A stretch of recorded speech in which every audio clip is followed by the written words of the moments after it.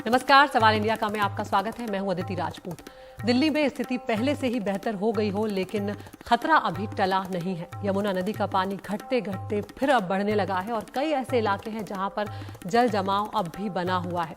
यमुना पर बना जो पुराना लोहे का पुल है, उससे रेल और सड़क यातायात बंद कर दिया गया था, लेकिन अब राहत यह है कि आज से इस पुल से रेल यातायात शुरू कर दिया गया है, लेकिन अधिकतम रफ्तार 20 किलोमीटर प्रति घंटे ही रखी गई है ताकि किसी तरह की कोई घटना ना हो और स्थिति से निपटा जा सके। तो कोई खतरा यहाँ पर मोल नहीं लिया जा रहा है, लेकिन अभी भी कई दिक्कतें हैं यहाँ पर दिल्ली में। शहर में पानी कई जगहों पर घटा है और उसके बाद अब कीचड़, मलबा और सीवर की गंदगी की जो चुनौती है, उससे निपटना यहाँ पर एक मुसीबत साबित होगा। तो जलस्तर कुछ हद तक घटा था, लेकिन अब जो है वो वापस जलस्तर बढ़ने लगा है।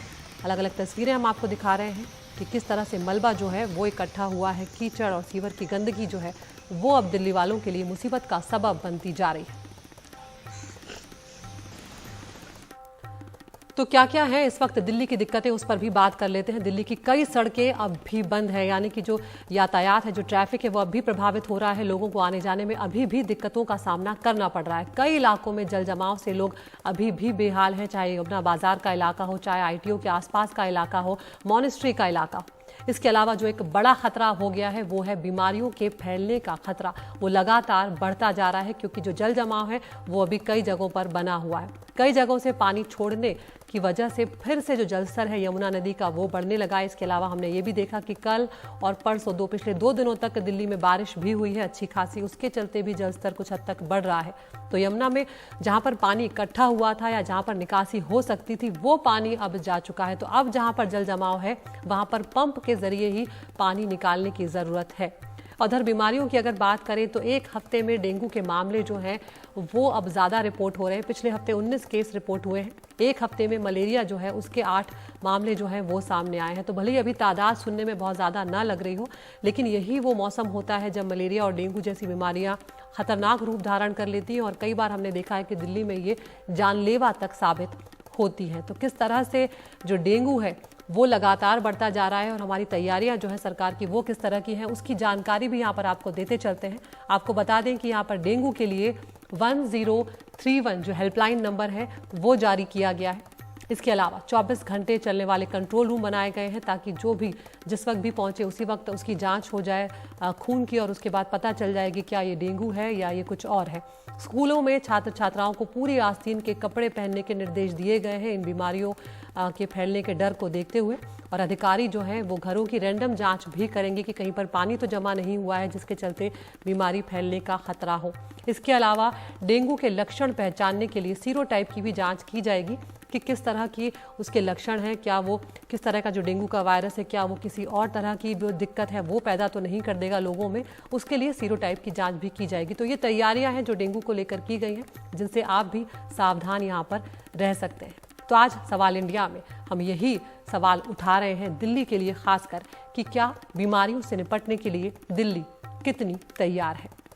यहाँ पर दूसरा सवाल ये भी है कि क्या हमने अपनी ऐतिहासिक धरोहरों को लेकर इंतजाम किए हैं, क्योंकि हम ये देख रहे हैं लगातार कि यमुना का जलस्तर जो है वो कई ऐसे इलाकों में पहुंचा और कई हमारी जो ऐतिहासिक धरोहर हैं उनको तक नुकसान पहुंचाया है।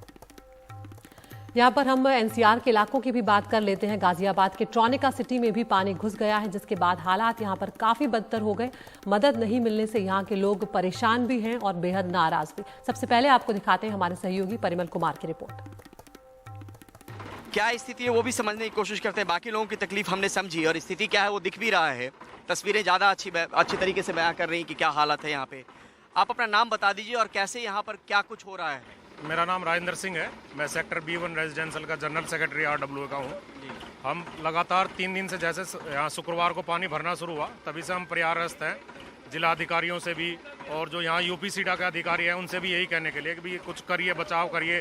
पहले उन्होंने किया नहीं, जब पानी भर चुका उसके बाद भी आज चौथा दिन है। कोई भी कुछ भी किसी भी स्तर पर, ना DM के स्तर पर ना SDM के स्तर पर सिर्फ बयानबाजी और फोटो सेशन हो रहे हैं। कुछ आप लोग को मदद नहीं पहुंचाई है? कुछ भी मदद नहीं मिला है, कुछ भी, ना खाने की, ना पानी की, ना राशन की, ना NDRF भी नहीं है यहाँ पे। NDRF कल आई थी, सिर्फ वहाँ बाहर चौक पे बैठे रहे, ना किसी को रेस्क्यू किया कि हमारे पास कॉल आएगा तब हम रेस्क्यू करेंगे। लोगों के फोन डेड पड़े हुए हैं। राशन वगैरह का कोई इंतजाम? वो राशन का कुछ नहीं, एक चावल का गेहूं का दाना नहीं मिला है सर। यहाँ आटा नहीं मिला, किसी को कुछ नहीं। प्रशासन तक हमारी आवाज पहुंचाइए। जी बताइए बताइए बताइए बताइए। शुक्रवार से हम लोग यहाँ परेशानी हालात में है, किसी का कोई खोज खबर नहीं है। देश बहुत सुरक्षित हाथों में, हमें गर्व है, लेकिन वो फ्रांस में है। हमारी परेशानी क्या देख रहे हैं वो? हम लोग बच्चे के साथ यहाँ भूखे मर रहे हैं, कोई देखने वाला नहीं। यहाँ लाइट नहीं है, यहाँ पानी नहीं है, यहाँ बिजली नहीं है, यहाँ दवाई नहीं है, यहाँ कोई है जो हम लोगों की खबर लेने वाला है? इतना पानी है कि बच्चों को निकालना मुश्किल हो रहा है। अभी कंडीशन ये है कि लोगों के घर में पानी, दूध, दही कुछ भी नहीं है खाने को। कैसे हम लोग यहाँ पे जिंदगी गुजार रहे हैं पता है किसी को नहीं मालूम। एक तो दर्द बता रहे थे कि इंसुलिन है, उनके पिताजी को इंसुलिन लेना है, इंसुलिन नहीं मिल पा रहा है, दवाई नहीं मिल पा रहा है, किसी को पेट में दर्द हो रहा है, किसी को सर में दर्द हो, कुछ भी नहीं है मुहैया यहाँ पे। महिला भी है घर के अंदर वो। जी मैं रशीद कुरैशी, मैं सुप्रीम कोर्ट में एडवोकेट हूँ। देखिए यहाँ पे जब हमने ये सुना कि यहाँ का बांध जो है वो काटा गया है, तो शुरू में तो हमारा ख्याल ये हुआ कि अगर 2.5 करोड़ लोगों को बचाने के लिए अगर थोड़ा सा हमको भी अगर तकलीफ उठानी पड़े तो तैयार हैं हम। लेकिन जब हमने ये देखा कि हमारे पास इतना सारा पानी छोड़ दिया और फिर उसके बाद बिल्कुल जर्रा बराबर मुड़ के कोई एडमिनिस्ट्रेशन वाला आ नहीं रहा है, देयर इज ये पानी तो खुद से निकलने से रही। Total apathy. अब ये सिर्फ हम समझ रहे हैं कि सूरज की गर्मी से जब 2 महीने में या 4 महीने में जब सूखेगा तब सूखेगा, ये हाल है। तो कोशिश इस बात को लेकर है कि कोई हमारे जरिए सुध लेने आए, क्योंकि ये लोग वाकई बहुत तकलीफ में हैं। और तकलीफ इस कदर है कि घरों में पानी है, राशन नहीं है, पीने का पानी नहीं है, और वैसी चीज़ें कोई मुहैया नहीं करवाई जा रही है, ना कोई देखने वाला है, ना कोई सुनने वाला है। गाजियाबाद के ट्रॉनिका सिटी से कैमरा पर्सन मोहम्मद मुरसलीन के साथ परिमल कुमार, एनडीटीवी इंडिया। और रुक करते हैं हमारे सहयोगी परिमल कुमार का। परिमल इस वक्त गाजियाबाद में ट्रॉनिका सिटी के पास ही खड़े हैं। परिमल, आपकी रिपोर्ट हमने दिखाई जो दर्शकों तक पहुंचना बहुत ज़रूरी थी कि वहां पर कोई इस तरह का इलाका नहीं है जहां पर लोग जो है अवैध तरीके से चले गए हों। बाकायदा वहां पर लोगों ने ज़मीन खरीदी और उसके बाद गए, और उसके बाद ये सारी दिक्कतें जो हैं उन्हें वो झेलनी पड़ रही हैं। थोड़ा सा बताएं यहाँ पर अब क्या क्या समस्या हो रही है और क्या कोई समाधान की कोशिशें प्रशासन की तरफ से की जा रही हैं?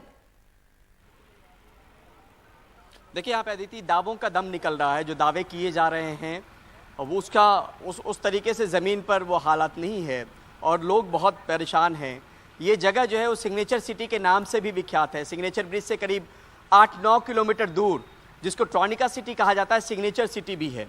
और यहाँ पर तमाम तरह की दिक्कत, अगर घर में 3 दिन से बिजली नहीं आए, 4 दिन से बिजली नहीं आए, पीने का पानी नहीं हो, राशन आपका ख़त्म हो रहा हो, कमर तक पानी या कमर से ऊपर पानी हो, ट्रैक्टर के जरिए आप अपने घर जा रहे हैं और राशन लेकर जा रहे हो, प्रशासन कोई यहाँ पे आ नहीं रहा है, कोई आपकी खोज खबर नहीं ले रहा है, तो सोचिए कि हालात कितनी ख़राब है। जो नो मैंस लैंड कहा जाता है, उस वही स्थिति फिलहाल ट्रॉनिका सिटी की, क्योंकि दिल्ली से सटा हुआ इलाका और उत्तर प्रदेश का बिल्कुल अंतिम छोर।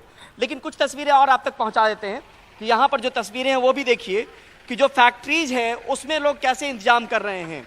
1000 रुपये घंटा के हिसाब से पानी निकाला जा रहा है और ये बेसमेंट में पानी भरा हुआ है, जिसको यहाँ पे पंप के जरिए निकाला जा रहा है। आप देखिए यहाँ पर पानी की धार, और वहाँ बेसमेंट भी देखिए, सचिन जी आपको दिखाएंगे। बेसमेंट में ये पानी है, फैक्ट्री का बेसमेंट है, बेसमेंट में ये पानी देख रहे हैं। और अब दूसरी तरफ आप देखिए कि किस तरीके से ये पानी यहाँ पर निकाला जा रहा है। सचिन इधर दिखाइए एक बार। ये पानी की धार है जो पिछले करीब 1 घंटे से तो मैं देख रहा हूँ, इसको शाम 4-5 बजे तक का वक्त लगेगा। तो फैक्ट्री ऑनर्स तो इस तरीके का इंतजाम कर पा रहे हैं, और वो कर रहे हैं क्योंकि उनके लिए पैसे भी होंगे, उनकी चीज़ें भी अंदर में फंसी हुई हैं। लेकिन जो आम आदमी है, जिसने अपना ज़मीन लिया है, घर लिया है, टैक्स देकर यहाँ पर टैक्स चुका रहा है, उसको वो सुविधाएं नहीं मिल रही है। आखिर प्रशासन को ये सुध लेने की ज़रूरत तो है, और ये हम नहीं कह रहे हैं, ये वो तमाम लोग कह रहे थे।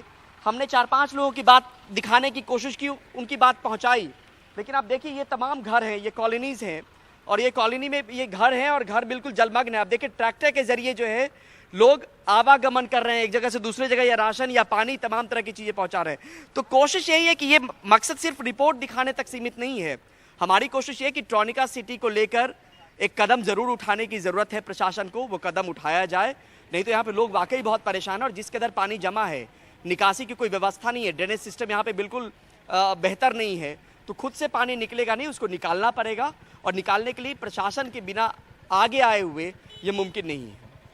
बिल्कुल परिमल, अगर बाकी इलाकों की हम दिल्ली की बात करें जहां पर बीमारियों का खतरा जो है वो लगातार बढ़ता जा रहा है, इसके अलावा कई जगहों पर हम देख रहे हैं कि जल जमाव जो है वो अभी भी हो रखा है, उस सब को लेकर क्या कोई तैयारियां नजर आ रही हैं? क्योंकि अब जो लोग किनारों पर आकर डेरा जमाए हुए हैं, जिनकी मजबूरी के चलते वो वहां पर पहुंचे हुए हैं, उन्हें तो सरकार की तरफ से कहा गया है कि अभी वहां पर ना लौटे क्योंकि यमुना का जलस्तर फिर से बढ़ने लगा है।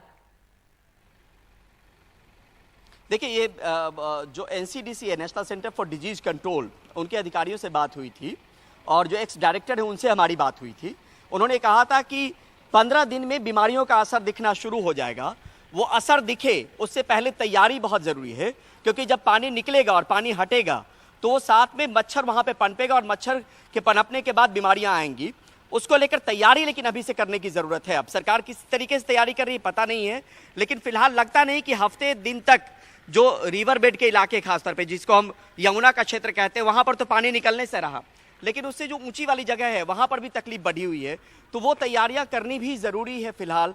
और जो कश्मीरी गेट का इलाका हो, मुखर्जी नगर के इलाके हो, सिविल लाइंस का इलाका हो, यहाँ पर अभी भी स्थिति खराब है।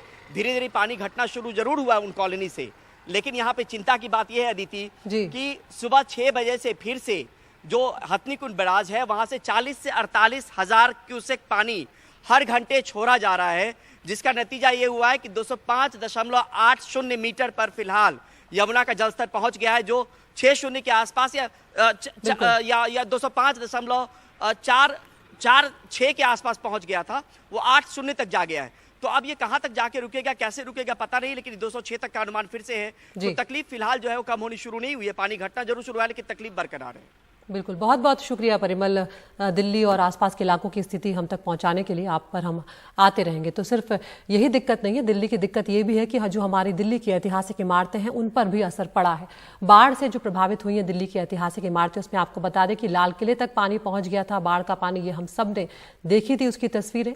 पानी कम हुआ है लेकिन अब गाद और कीचड़ जो है वो वहां पर जमा हो गया है, जो है अपने आप में एक काफी परेशानी वाली बात है। इसके अलावा वजीराबाद के पुराने पुल के आसपास भी पानी भर गया है। कुत्सिया मस्जिद जो है वहां पर भी पानी भरा हुआ है और कुतुब मीनार जो है वहां पर दीवार भी टूटी है। तो इस तरह के नुकसान जो है वो हमारी जो ऐतिहासिक धरोहर हैं उनको हो रहे हैं। पानी कम होने के बाद नुकसान का पूरा आकलन जो है वो हो पाएगा। दिल्ली में आपको बता दें कि पुरातत्व विभाग के तहत 173 स्मारक हैं जिन्हें ऐतिहासिक महत्व का बताया गया है। दिल्ली के 5-6 स्मारक ऐसे हैं, 5 से 6, जिनमें बारिश और बाढ़ का असर जो है वो साफ तौर पर देखने को यहाँ पर मिल रहा है। हमारे साथ हमारे सहयोगी मुकेश सिंह सेंगर जुड़ गए हैं लाल किले से।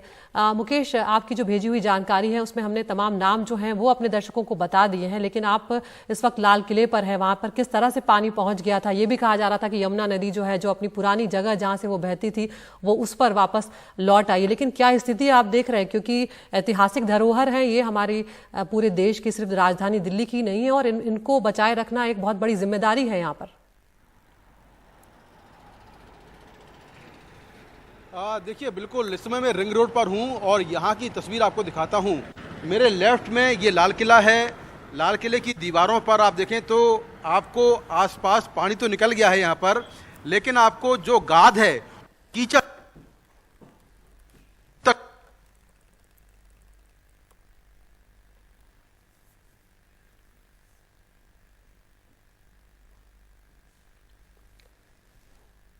तो मुकेश के पास हम आते हैं यहाँ पर, लेकिन उससे पहले हम सुनवाते हैं हमारे सहयोगी मुकेश ने ही यहाँ पर पुरातत्व विभाग के जो निदेशक हैं वसंत कुमार स्वर्णकार, उनसे बातचीत की है।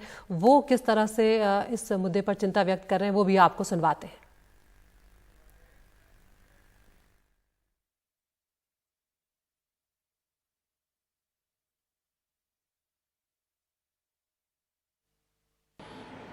दिल्ली में जो बारिश हुई है और बाढ़ आई है उसका जो फर्क है, दिल्ली में जो बारिश हुई है और बाढ़ आई है उसका जो फ़र्क है वो दिल्ली के मॉन्यूमेंट्स पर पड़ा है। तमाम जो मॉन्यूमेंट्स हैं उनमें पानी भर गया है और कई सारी परेशानियां हो रही हैं। इस पर बात करने के लिए मेरे साथ हैं एएसआई के डायरेक्टर वसंत कुमार स्वर्णकार सर, उनसे बात करते हैं। सर, बारिश और बाढ़ से कौन कौन सी ऐसी मॉन्यूमेंट्स हैं जो अफेक्टेड हुए हैं? देखिए, कुछ स्मारकों पर ये वाटर लॉगिंग की समस्या हुई है। उसमें मुख्यतः जो लाल किला है हमारा, तो लाल किला में जो रिंग रोड साइड एरिया है, एक तरफ उसमें लाल किला है, एक तरफ सलीमगढ़ है, बीच में मंकी ब्रिज, उन दोनों को जोड़ता है। उस एरिया में काफ़ी पानी भरा हुआ है, लगभग पानी का लेवल 2 फीट तक गया था और लगातार 2-3 दिन वहाँ पानी भरा रहा है। अभी भी पानी नीचे धीरे धीरे उतर रहा है, लेकिन ये देखा जाए कि अभी कोई बड़ा डैमेज रिपोर्ट नहीं हुआ है। पानी की वजह से जो गाद कीचड़ या सिल्ट जैसी स्थिति है वो सिल्ट जमा हो गई है। अंदर हम लोगों ने असेस किया है, अभी लाल किले में ऐसा कोई नुकसान रिपोर्ट नहीं हुआ, लेकिन बाहर से जब पानी पूरी तरीके से उतर जाएगा तभी हम उसको असेस कर पाएंगे। उसके अलावा जो वजीराबाद में एक पुराना ब्रिज, मुगल काल का एक ब्रिज हमारा प्रोटेक्टेड है और एक टोम वहाँ पर प्रोटेक्टेड है हमारा, उसके आसपास पानी भरा हुआ है। ब्रिज भी लगभग डूबी हुई स्थिति में ही है, पानी उतरने के बाद ही उसको भी हम निरीक्षण कर पाएंगे। कुदसिया बाग में, कुदसिया मस्जिद जो है ISBT के अपोजिट कुदसिया बाग में, वहाँ भी वाटर लॉगिंग की स्थिति हुई है। इसके अलावा बारिश से कुछ जगह छोटे मोटे हम कह सकते हैं जैसे फेंसिंग डैमेज हुई है। चौबुर्जी जो है हमारा कुतुब मीनार एरिया के पास में, वहाँ पे एक थोड़ा सा दीवार का हिस्सा गिरा है और बादली की सराय में एक फेंसिंग हमारी डैमेज हुई है। तो इन स्मारकों पे ही ये चीज़ रिपोर्ट हुई है, बाकी अन्य सभी स्मारक सुरक्षित स्थिति में है। सर, कुछ जगहों पर पेड़ गिरे हैं, जो मॉन्यूमेंट्स हैं उनके अंदर या बाहर पेड़ गिरे हैं, तो उनसे कोई नुकसान हुआ है? हाँ, निश्चित रूप से जो मैंने कहा कि फेंसिंग हमारी टूटी हुई है, तो पेड़ गिरने से ही वो फेंसिंग टूटी है, जो कि जो बारिश के साथ, हवा के साथ जो पेड़ गिरा है उससे ग्रिल हमारी डैमेज हुई है और दीवार का एक छोटा हिस्सा क्षतिग्रस्त हुआ है। सर, लाल किले की जो दीवारें हैं वो बहुत पुरानी हैं और ये शायद पहला मौका होगा 40 साल बाद कि इतना पानी भरा है, करीब 2 फुट पानी भरा है और अब 6 दिन बीत चुके हैं पानी भरे हुए। तो आपको लगता है जब पानी निकलेगा उसके बाद अब जब आप देखेंगे तो कुछ नुकसान की संभावना है दीवारों पर? देखिए, दीवार में चूंकि लाल पत्थर से विनरिंग किया गया है, अंदर दीवारें ईंटों की बनी हुई है और चूंकि लाल किला बना ही इस तरीके से गया था, किले के चारों तरफ मोट है और पीछे से नदी हमेशा से बहती रही थी, तो उसका कंस्ट्रक्शन इसी प्रकार से किया गया था कि पानी में वो चीज़ें सर्वाइव करें। हाँ, हालांकि चूंकि बहुत दिनों से उस स्थिति में वो स्मारक नहीं रहते हैं, तो उसके बाद हमें ये देखना होगा कि पानी उतरने के बाद किसी प्रकार से कोई डैमेज है, कोई गैप जो हमारे, यदि जो क्रैक्स हैं यदि उनमें पानी गया है तो क्या उनमें वाइडनिंग हुआ है। लेकिन अभी फिलहाल जो एक सर्वे हम लोगों ने निरीक्षण किया है तो इस प्रकार से किसी प्रकार के कोई नुकसान का समाचार अभी नहीं है। सर, लाल किले के बाहर तो पानी देखा हमने, लेकिन लाल किले के क्या अंदर पानी है और जो सलीमगढ़ फोर्ट है क्या उसके अंदर पानी दाखिल हुआ है? देखिए, लाल किले की जो मोट है उसमें थोड़ा पानी आया और अंदर जो लॉन्स हैं, हम कहें मतलब मैदान है, उसमें पानी वाटर लॉगिंग हुआ, लेकिन वो सबसॉइल वाटर की तरह धीरे धीरे एब्जॉर्ब होकर निकल गया है। अच्छा। तो अंदर इस तरीके की कोई स्थिति अभी नहीं है। सर, दिल्ली में कुल कितने मॉन्यूमेंट्स हैं जो आपके अधीन आते हैं और उनमें कितने अफेक्टेड हुए हैं? देखिए, 173 मॉन्यूमेंट जो है दिल्ली में प्रोटेक्टेड मॉन्यूमेंट है और बारिश से हम कहें तो 5 या 6 स्मारकों में इस तरीके की खबर हमें मिली हुई है। सर, क्या जब पानी निकल जाएगा उसके बाद फिर आपकी टीम देखेगी कहाँ प्रॉब्लम हुई है, कहाँ कोई नुकसान हुआ है, इसको आप देखेंगे या आपकी टीम कर रही है ऐसा अभी? नहीं, निश्चित हमारी टीम हमेशा से निरीक्षण निरंतर इस पर नज़र रखे हुए है और 2 दिन पहले हमारे महानिदेशक प्रोफेसर के बासा जी ने भी अपनी टीम के साथ, जो हमारे संरक्षण कंजर्वेशन के जो डायरेक्टर हैं उनके साथ लाल किले का निरीक्षण किया था। माननीय संस्कृति राज्य मंत्री श्रीमती मीनाक्षी लेखी जी ने भी लाल किले का निरीक्षण किया था और हमारी टीम निरंतर स्थिति पर नज़र बनाए हुए है और जैसे ही पानी निकलता है और यदि कोई किसी प्रकार से हमें लगता है कि कोई माइनर रिपेयर की ज़रूरत है तो वो इमीडिएटली हम लोग उसको टेकअप करेंगे। शुक्रिया सर। तो ये हैं डायरेक्टर ASI वसंत कुमार स्वर्णकार, जो बता रहे हैं कि अभी बहुत ज़्यादा नुकसान की खबर नहीं है, लेकिन एक बार जब पानी निकल जाए तो उसके बाद जो टीम है ASI की वो तमाम जो मॉन्यूमेंट्स हैं जहाँ पर पानी भरा हुआ है उनको देखेगी और अगर कहीं कोई नुकसान हुआ है तो उसको ठीक किया जाएगा। नई दिल्ली से कैमरामैन मनोज ठाकुर के साथ मैं मुकेश सिंह सेंगर, NDTV इंडिया। तो फिलहाल सवाल इंडिया का हम एक ब्रेक के लिए रुक रहे हैं। ब्रेक के बाद आपको दिखाएंगे एक तरफ विपक्ष का महामंथन, दूसरी तरफ NDA का शक्ति प्रदर्शन।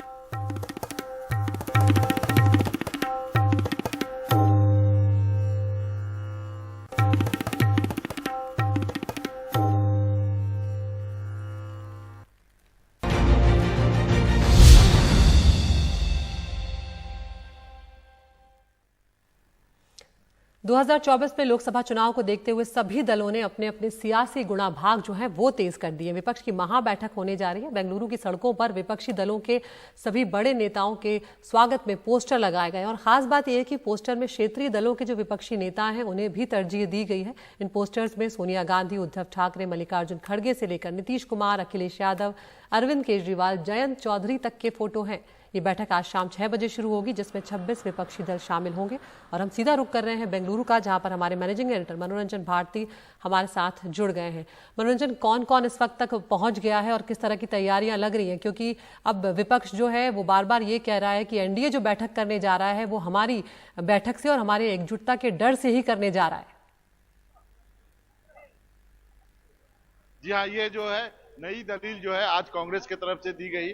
और आपने पोस्टर की बात कही तो मैं अपने सहयोगी, कैमरा सहयोगी को कहूंगा कि ये देखिए, ये जो है यहाँ पे 2, 4, 6, 8, 10, 12, 14 यहाँ पे हैं और 2, 4, 6, 8, 10, 12, 14, 28 लोगों के तो फोटो जो है वहाँ पे लगी हुई है। जहाँ मीटिंग होनी है उसके ठीक सामने यूनाइटेड वी स्टैंड यहाँ पे लिखा हुआ है। बैठक के लिए जो है सोनिया गांधी, राहुल गांधी, ये सब लोग आ चुके हैं, धीरे धीरे करके आने शुरू हो गए हैं। और ये जो नया आर्गुमेंट कांग्रेस ने दिया है कि कल तक जो है एनडीए का नाम नहीं ले रही थी बीजेपी, वो अब अपना कुनबा जोड़ने लगी है। उन्हीं क्षेत्रीय दलों के बदौलत, जिन क्षेत्रीय दलों के बारे में बीजेपी कहती रही है कि क्षेत्रीय दल जो है वो परिवारवाद की उपज के वजह से क्षेत्रीय दल पैदा होते हैं। जो बीजेपी अभी तक ये कहती थी कि हम अकेले सब पर भारी हैं, हम अकेले सबको हरा देंगे, वो उन दलों का साथ दे रही है जो दल जो है जिन पे परिवारवाद का वो आरोप लगाती रही हैं। तो इनका मानना है, कांग्रेस का मानना है कि ये जो विपक्ष की जो बैठक हो रही है उसका दबाव जो है वो बीजेपी पर काम कर रहा है और बीजेपी भी अपना कुनबा जो है जोड़ने में जुट गई है। मनोरंजन, लेकिन ये भी देखने को मिल रहा है कि विपक्षी एकजुटता में आखिर नेता कौन होगा, नेतृत्व कौन करेगा, इस सवाल से बचते हुए नजर आ रहे हैं अभी विपक्षी नेता जो है।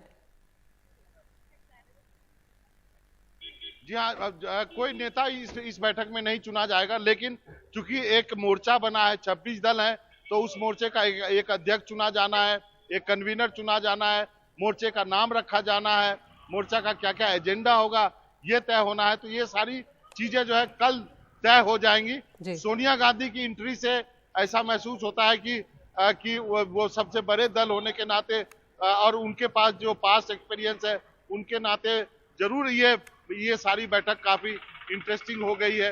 इसलिए जब तक कोई नेता चुना ना जाए, कोई कन्वीनर चुना ना जाए, ये नाम लेने से मैं फिलहाल बचना चाहता हूँ। बिल्कुल मनोरंजन, आपके पास हम आएंगे, अब ज्यादा वक्त नहीं है, कुछ ही देर में जो ये विपक्षी नेताओं की बैठक है वो शुरू होगी। आपका रुख हम करते रहेंगे। बहुत बहुत शुक्रिया।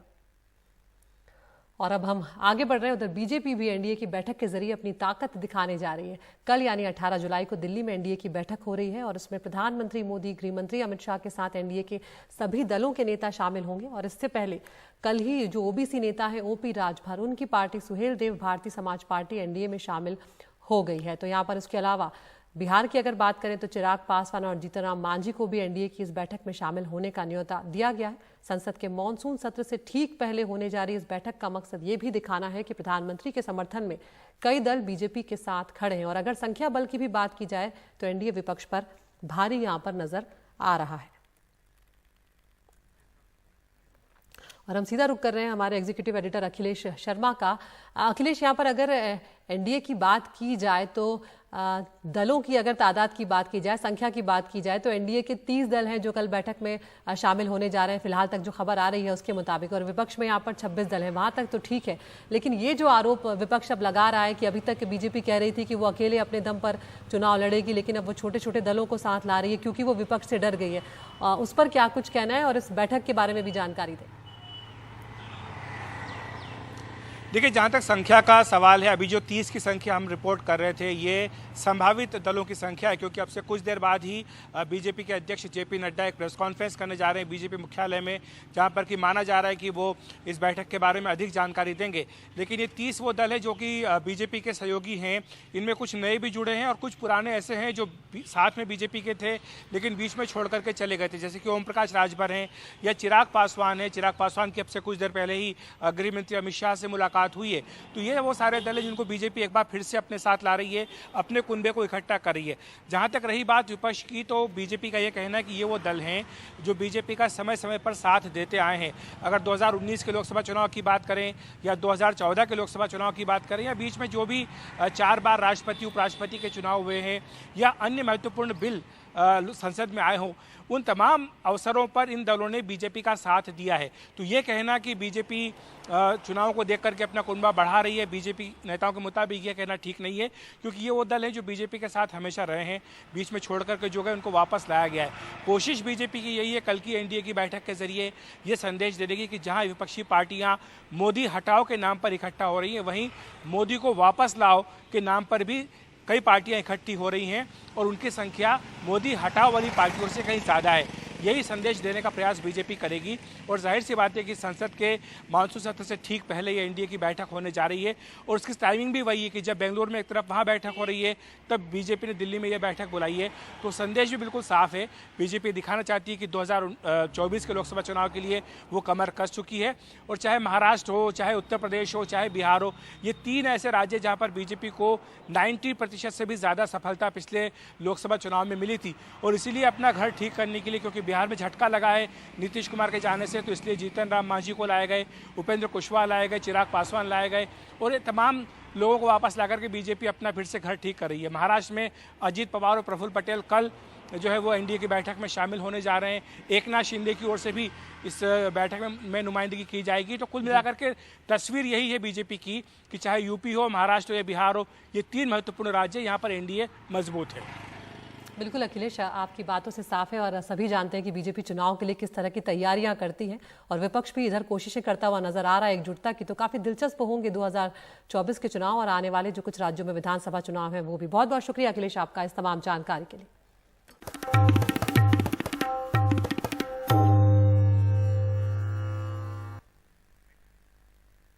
पाकिस्तान से आई सीमा हैदर को लेकर इस वक्त बड़ी खबर आ रही है। पाकिस्तानी महिला सीमा हैदर से एटीएस जो है वो पूछताछ कर रही है, सभी पहलुओं से ये पूछताछ की जा रही है। दरअसल आपको याद होगा कि सीमा हैदर की तरफ से ये कहा गया है कि वो अपने प्रेमी सचिन के लिए पाकिस्तान से यहाँ तक पहुंची है। पाकिस्तान से नेपाल के रास्ते सीमा हैदर जो है वो भारत पहुंची है और 4 जुलाई को ही सीमा हैदर की गिरफ्तारी हुई थी, क्योंकि उनके जिस तरह से वो भारत में दाखिल हुई है उसको लेकर कई सवाल उठ रहे हैं और सोशल मीडिया पर भी उनको लेकर चला कि कहीं ये कोई साजिश तो नहीं है और क्या भारत सरकार इसे गंभीरता से नहीं ले रही है। तो हम सीधा रुख कर रहे हैं यहाँ पर हमारे सहयोगी मुकेश सिंह सेंगर का। मुकेश, पाकिस्तान से दुबई, फिर काठमांडू और वहां से ग्रेटर नोएडा पहुंची थी सीमा और कई पासपोर्ट भी उनके पास से मिलने की बात सामने आई थी। क्या कुछ जानकारी इस वक्त मिल रही है? एटीएस पूछताछ कर रही है?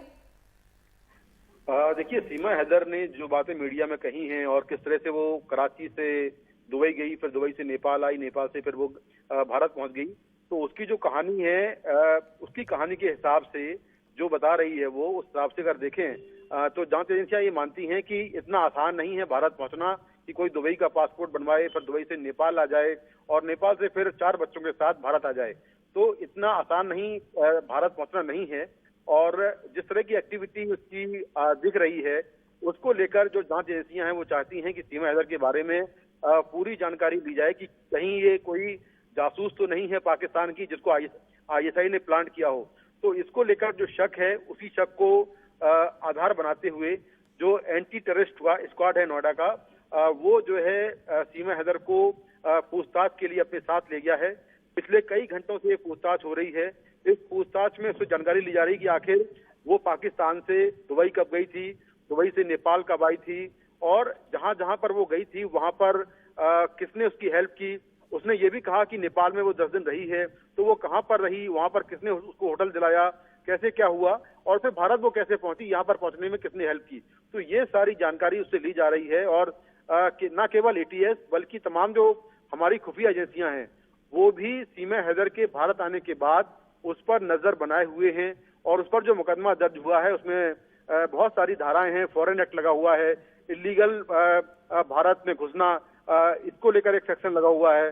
तो ये काफी मजबूत सेक्शन है और अभी अगर ऐसा प्रूव होता है कि कोई जासूस है तो जो जांच एजेंसियां हैं वो उसके हिसाब से कार्रवाई करेंगी।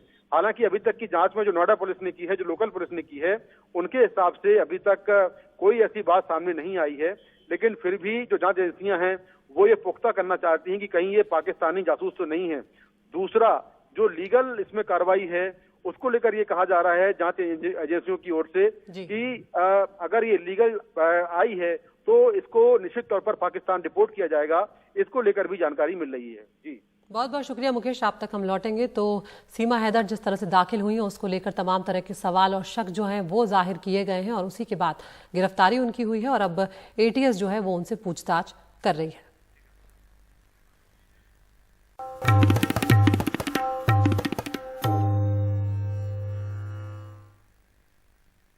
असम की बात करते हैं जहां पर लगातार बारिश से बाढ़ की स्थिति बिगड़ती जा रही है। ब्रह्मपुत्र समेत तमाम जो नदियां हैं उनमें जलस्तर बढ़ता जा रहा है। करीब 1 लाख लोग बाढ़ से प्रभावित हुए हैं। Assam state disaster management authority के मुताबिक 13 जिलों के 371 गांवों में बाढ़ का असर है। इस बीच बाढ़ का पानी अब कांजीरंगा नेशनल पार्क में भी घुसने लगा है। अधिकारियों के मुताबिक अगोरा टोली फॉरेस्ट रेंज का 90% हिस्सा जो है वो पानी में डूब गया है। वहां के जानवर ऊंचे इलाकों की ओर जाने लगे हैं और उनकी जान पर अब खतरा मंडरा रहा है। तो सवाल इंडिया का में फिलहाल मेरे साथ इतना ही। नमस्कार।